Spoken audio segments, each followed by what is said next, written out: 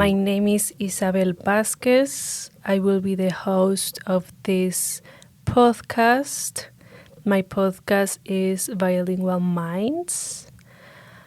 Welcome to my podcast. I'm really excited for this project. This is for one of my projects in the class HDFS 638 with Dr. Michelle. And this episode is going to be solo, but I will have other 3 episodes with host speakers, with guest speakers,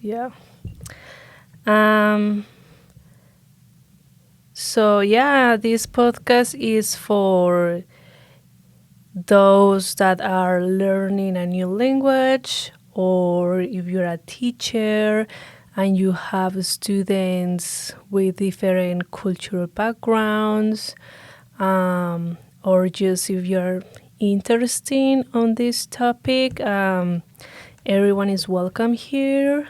And just I want to put this out there.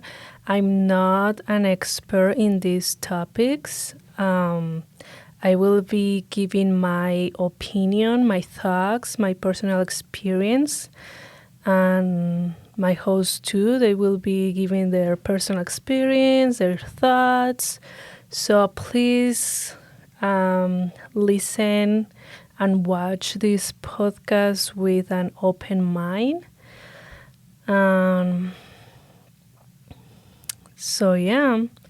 Let's dive in. My first episode will be exploring the deep effects that being bilingual has on identity, mental health, and cultural resiliency. I'm your host, Isabel. Sorry, sometimes I just get, I just say my name in with accent, Isabel, but no, Isabel. As you can see and hear, English is my second language. Spanish is my first, so I have a really thick accent. So I will try to put subtitles on the video so you can understand me. But yeah, I may not be, I have difficulties pronouncing some words, so just forgive me. I'm not perfect. Let's dive in of what I was saying. In this series, we'll be uncovering the stories and research that show how bilingualism shapes the lives of children and families. Today, we're going to introduce the basis of our discussion by drawing on the findings of 2 groundbreaking studies of Asian and Latino young people in the United States. So I will be using 2 empirical articles in this episode, which in each episode I will be using empirical articles, research. So for this article, I will be using an article by Han Huang, 2010, The Forgotten Treasure, Bilingualism and Asian Children's Emotional and Behavioral Health. And the empirical article by Booth and Thomas, 2020, The Role of Bilingualism in Latino Youth Experiences Acculturation Stress when Living in an Emerging Latino Community. So let's dive in. Music. So the first segment is why bilingualism matters. So bilingualism is increasingly common as the world becomes more interconnected than ever before. But it's not just a practical skill. Bilingualism offers cognitive, emotional, and social benefits, especially for immigrant families facing the challenges of acculturation and cultural preservation. It's an important part of identity. So, Dr. Wan and Huang's research highlights the impact of bilingualism on Asian children in the United States, while Dr. Booth and her team explore its role for Latino youth in emerging Latino communities. In spite of the different contexts, the findings reveal a common truth: bilingualism is treasure. But it also comes in its own set of challenges. Yes, it comes with challenges.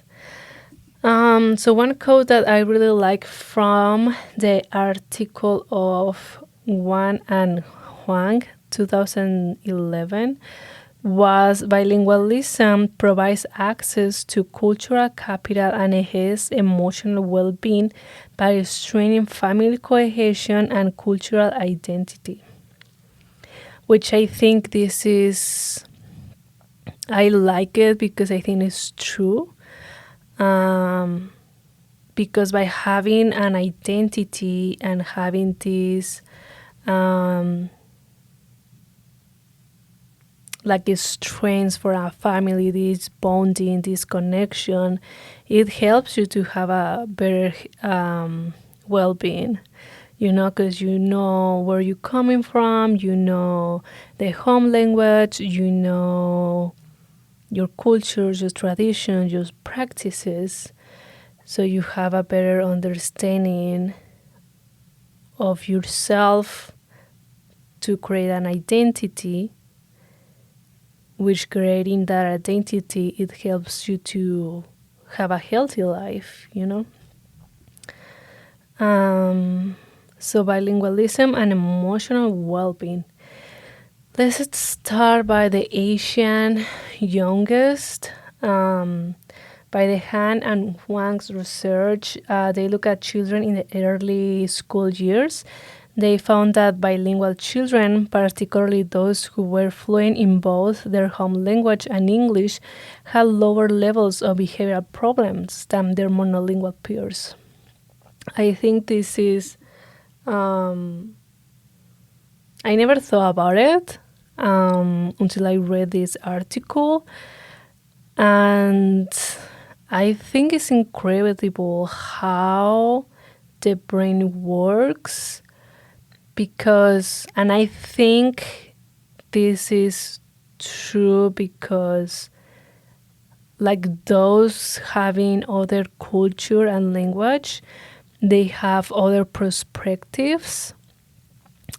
And I don't know, probably at home they have different kind of problem solving, different ways of self-regulation,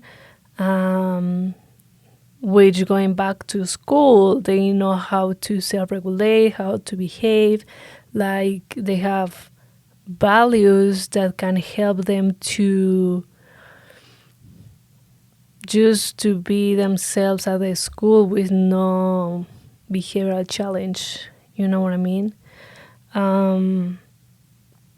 But yeah, I think because having two languages, your brain kind of works differently from their experience. So while coming to society, those experiences like come out, and then you have this empathy, these values, these I don't know, like connections, the way to make friends, the way how to ask for help, to the ways to say, I don't know, can you help me? Or I don't like that. You know what I mean? So, yeah. So let's see. Bilingualism seems to act as a buffer, reducing stress by strengthening family ties and providing children with a dual cultural framework. But Asian children who didn't retain their mother tongue often struggles more emotionally. And I think this happens because you don't feel inclusive in this community, in this like part of it, like, oh my gosh, like I don't know, like my mom's home language, like I don't know where I'm coming from, like, so is this of pressure and identity lost. So I think that creates this emotional struggle. So it's like imagine a young children who over time loses touch with his or her parents' language. Communication at home becomes strained. Now add the pressure of school and identity formation. This loss can lead to a sense of disconnection and even lower self-esteem. This is what we were kind of talking about it, like not having these connections with your home or with your history. You kind of feel like lost or you're not part of it.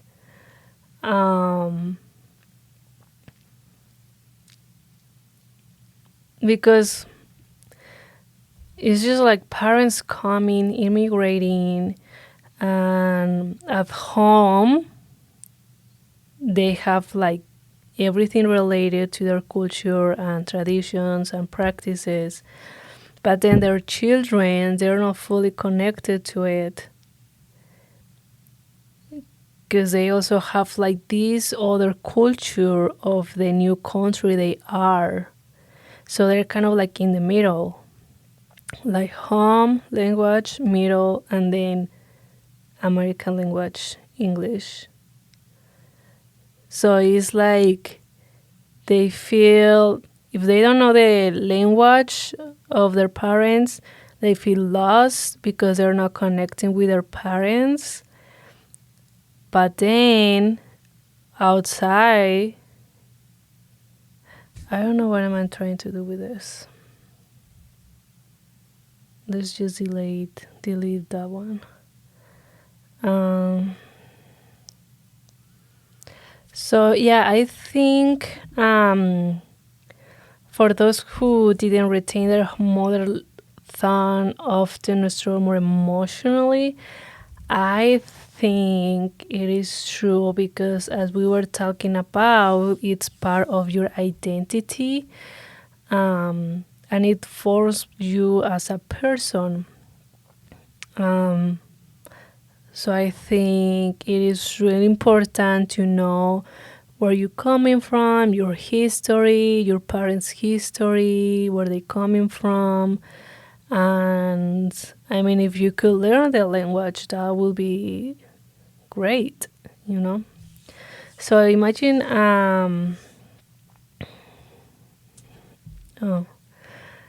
so contrast this with Latino youth in emerging communities. In these areas, the Latino population is smaller, making it harder to maintain cultural connections. Both research shows that bilingualism is both a strength and a source of stress in these settings.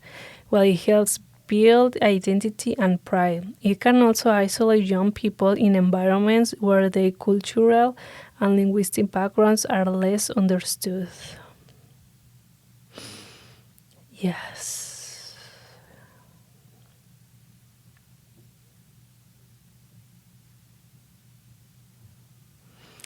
Because, I don't know, like, the US, it's a first world country with a lot of immigrants, but there is a lot of discrimination out there, which I don't fully understand why, if mostly are immigrants, but that's another topic. Um,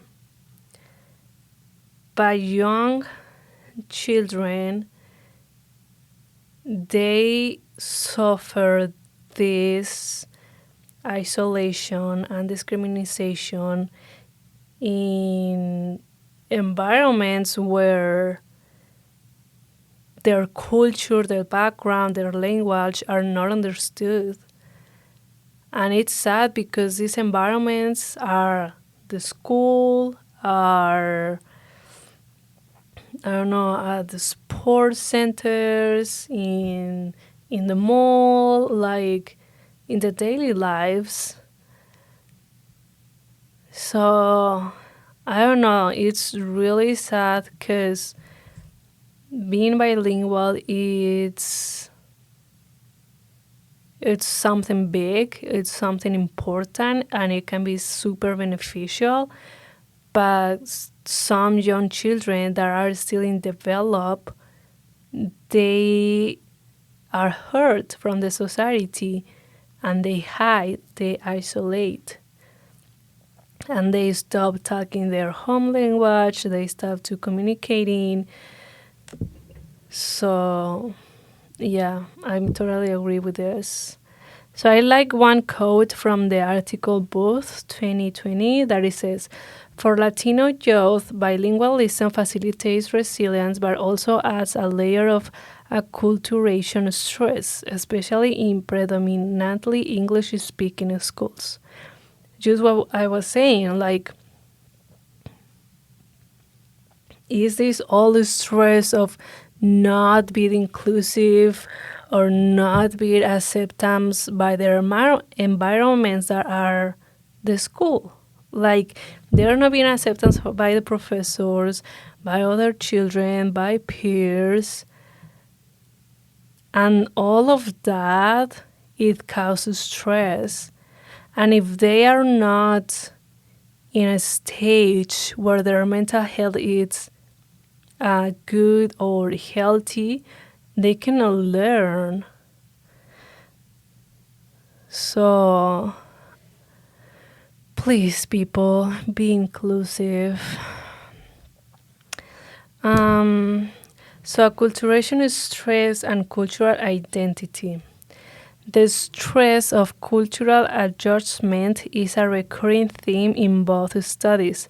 Balancing two cultures often means switching between languages and social norms for Asian and Latino youth. This phenomenon allows bilingual individuals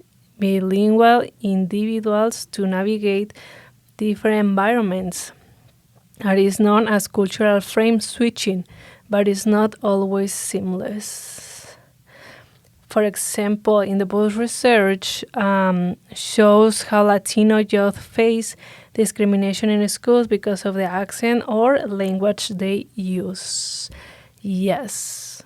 And I did suffer. Well, I don't want to say suffer, but like I experienced this like laughing from because of my accent, and it's like I'm an adult, like, and it still hurts. You know what I mean? So even for an adult hurts. So imagine like for the young children, like it's not fair. It is not fair, people. So by being bilingual means navigating two worlds. You switch languages, you adjust your behaviors, and sometimes you are judged for not fitting into one category, which it's a lot to deal with for children. So yeah, I mean, because in my experience, like, I do have, like, I have to switch. Like, I have to. Like, I'm one person in English and other person like in Spanish. More like expressing myself or kind of like behaving myself. Um, but yeah, I mean, you have to switch to be accepted in the society, you know? Because I tried before to be myself as I am like in Spanish or like with my family, and people were saying like, "Oh my gosh, like you're crazy," or like, "Why are you acting like that? Why are you saying those things?" Like, "Oh my goodness, like you're so crazy, girl." Like, like people just judge you for who you are.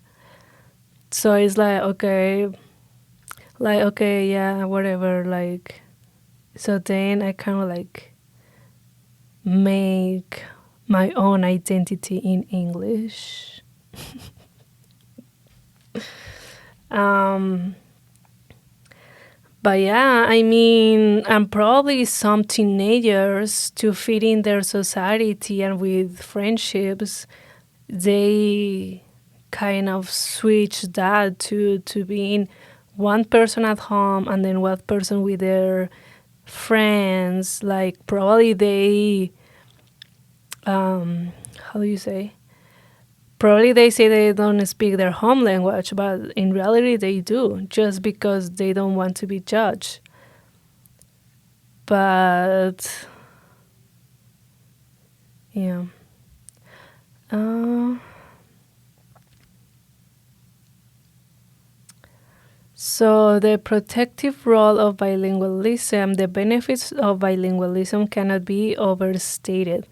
Despite these challenges, research consistently shows that bilingual young people have cognitive advantages. For example, they are better at problem solving and abstracting thinking. More importantly, it fosters a strong sense of identity and belonging. So, in the Asian context, the lower levels of emotional and behavioral problems by fifth grade were found among children who were fluent in both their home language and English. Similarly, in Latino adolescents, in both study express pride in heredity ability to speak two languages, which some of them describing as a gift. As a gift that could be a success in their lives. And then another quote that I really like from both is 2020. It says, "Maintaining a heritage language strengthens family bonds, reduce parents-child conflict, and foster a sense of cultural pride," which I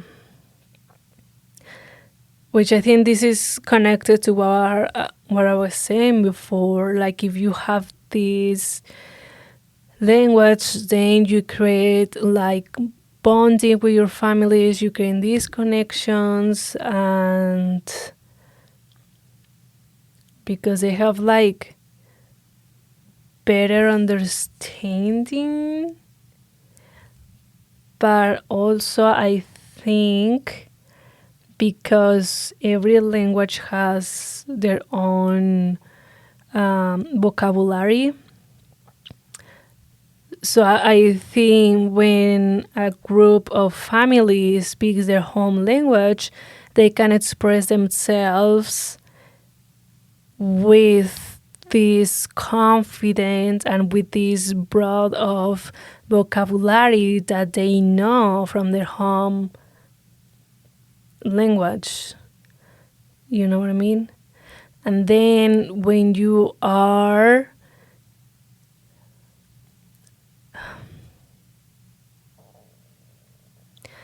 but then let's delay the phrase before. But then when there is this group of family and then a child doesn't speak their home language, then there is like a challenge of communication, because the home language probably it can express with other. I don't really know what I want. I kind of want to say like every language has different vocabulary, which some phrases in Spanish you cannot translate them in English. So for that reason, it's hard for me to express myself, to have this like thinking, to have these discussions, like because it's difficult for me to find the words to say it. But then if I'm having these discussions with my family in my home language, it's really easy for me to express it and to say and talk, which this interaction in Spanish creates this bonding and connection. Okay, that makes sense? And then in English, there is these difficult connections because I'm not fully expressing what I really want to say. Okay, that makes sense? Good. Okay.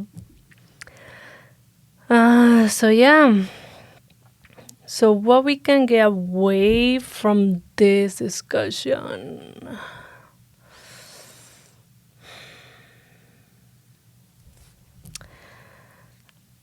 I believe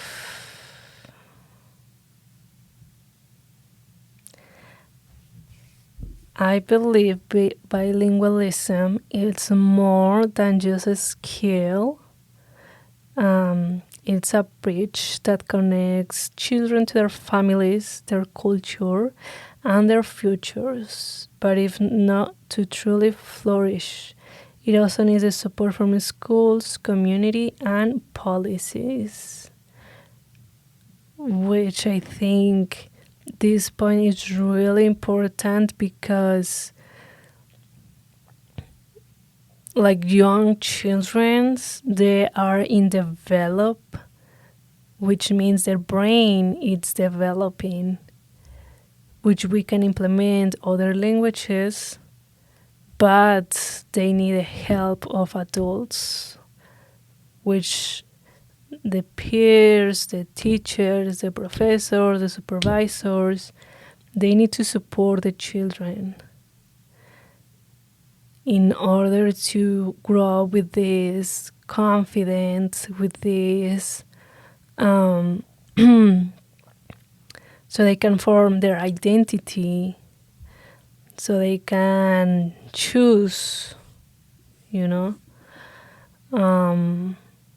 But yeah, I think it's really important to support young children's or anybody that is learning another language. Because even me, I came here with non-English, and I don't know, I wish I have like emotional support because